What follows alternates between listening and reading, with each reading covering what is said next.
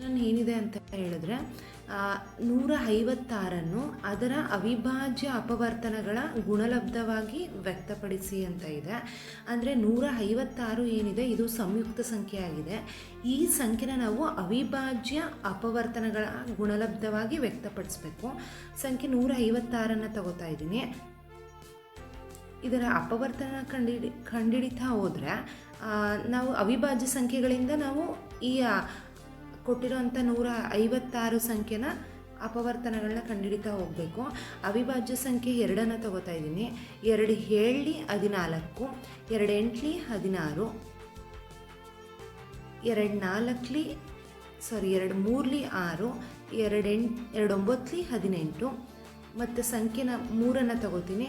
3 1 3, 3 3 9 ಮತ್ತು 13, 13 1 13. ಇವಾಗ ನಾವು 156 ಸಂಯುಕ್ತ ಸಂಖ್ಯೆ ಆಗಿದೆ. ಇದನ್ನು ನಾವು ಇಲ್ಲಿ ಅವಿಭಾಜ್ಯ ಸಂಖ್ಯೆಗಳನ್ನು ತಗೊಂಡಿದ್ದೀನಿ. ಯಾವ್ಯಾವುದು ಅಂತ ಹೇಳಿದ್ರೆ 2 × 2 × 3 × 13. ಸಂಖ್ಯೆ 2 × 2 2 ಸಲ ಬಂದಿರೋದ್ರಿಂದ 2 ರ ಘಾತ 2 × 3 ರ ಘಾತ 1 × 13 ರ ಘಾತ 1.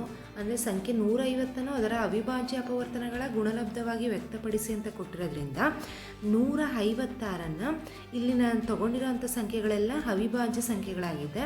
ಅಂದರೆ ಇದು ಅವಿಭಾಜ್ಯ ಸಂಖ್ಯೆಗಳ ಗುಣಲಬ್ಧ ಆಗಿದೆ. ಅಂದರೆ 156 ಅವಿಭಾಜ್ಯ ಅಪವರ್ತನಗಳ ಗುಣಲಬ್ಧವಾಗಿ ವ್ಯಕ್ತಪಡಿಸಾಗಿದೆ. ಮುಂದಿನ ಪ್ರಶ್ನೆಯನ್ನು ನೋಡೋಣ. 36ನೇ ಪ್ರಶ್ನೆ ಏನಂತ ಕೊಟ್ಟಿದ್ದಾರೆ ಅಂತ ಹೇಳಿದ್ರೆ 200 ಸಂಖ್ಯೆ 200 = 2 ರ ಘಾತ m × 5 ರ ಘಾತ n ಆದರೆ m ಮತ್ತು n ಅನ್ನು ಬೆಲೆಯನ್ನು ಕಂಡುಹಿಡಿಯಿರಿ ಅಂತ ಕೊಟ್ಟಿದ್ದಾರೆ. m ಮತ್ತು ಎನ್ಗಳ ಬೆಲೆಗಳನ್ನು ಕಂಡುಹಿಡಿಯಿರಿ ಅಂತ ಕೊಟ್ಟಿದ್ದಾರೆ.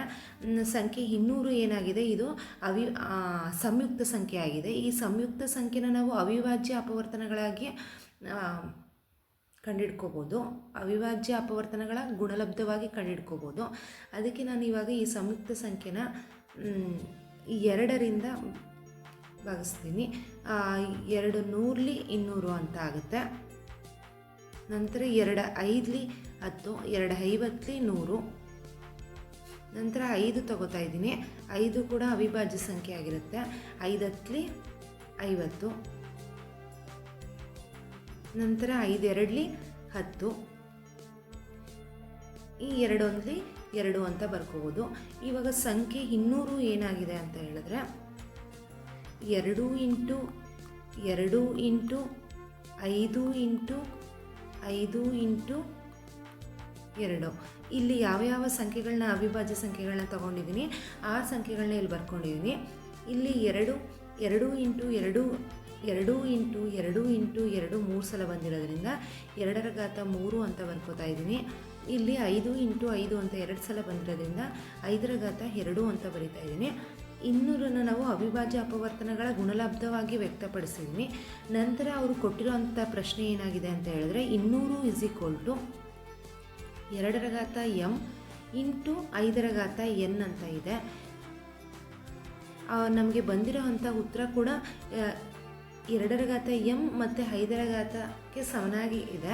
ಆದ್ದರಿಂದ m ಜಾಗದಲ್ಲಿ ನಮಗೆ 3 ಬಂದಿದೆ, n ಜಾಗದಲ್ಲಿ 2 ಬಂದಿದೆ. ಆದ್ದರಿಂದ ನಾವು m ಮತ್ತು n ಬೆಲೆಗಳು 3 ಮತ್ತು 2 ಅಂತ ಹೇಳ್ಬೋದು.